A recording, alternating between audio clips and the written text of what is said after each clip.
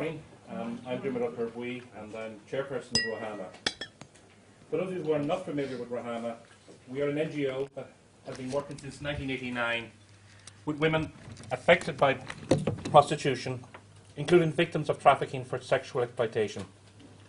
Ruhama is the only voluntary organisation working solely on this issue nationally. In the last 21 years, we have responded to over 2,000 women affected by prostitution, including over 200 victims of sex trafficking. We have heard and responded to at first hand reports by women of the bleak reality of prostitution and the horror of trafficking.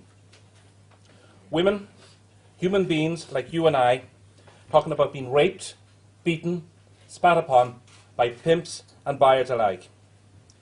Girls who were literally stolen off the streets of their homes in other countries as children and sold again and again, passed from hand to hand like baggage for years across states to be used for sex.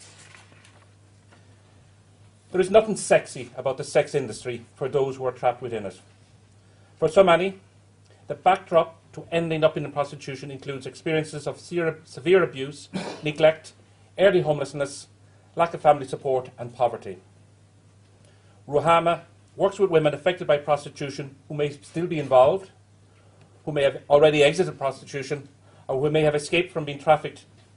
It is completely a non-judgmental service. A crucial part of our work is to support women in rebuilding their self-confidence and self-esteem, which can have been decimated by their experiences. This can be a first step on the road to rebuilding and working towards a life free from exploitation.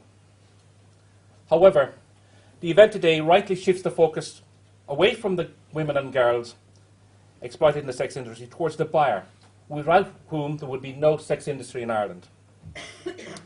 I am proud to be here today, not only to represent the important work of Ruhama, but as an Irishman who really believes that the solution to curbing the growth of prostitution and the attendant evil of trafficking for sexual exploitation is to target the sex buyer. Without demand, there is no sex industry. We here on the panel today represent the majority of Irishmen who do not buy sex. But the issue goes deeper than this. I'm also a father. I don't want my son to grow up thinking that it's okay to consider women and girls potentially for sale for his satisfaction.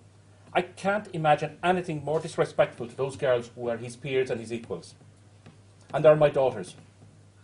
I can't say to what lengths I would go to keep them safe from harm.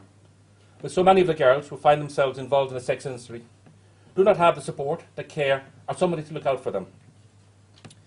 If I think of the idea of my own daughter being bought, pawed, used again for sex by countless of strangers, is completely abhorrent. And I challenge any father in the audience who does not think the same.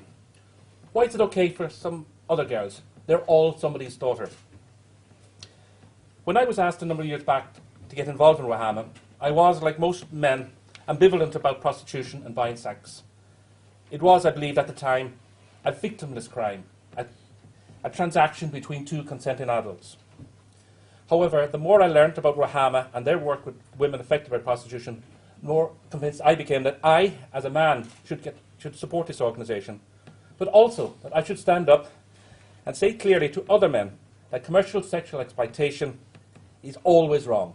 It is pure and simple. It's an abuse of the human rights and dignity of women. Today is about sharing these messages and calling on for a positive solution that will target the sex buyer and better protect the vulnerable. It's about a collective working together towards an equal society for everyone. Thank you very much for your time.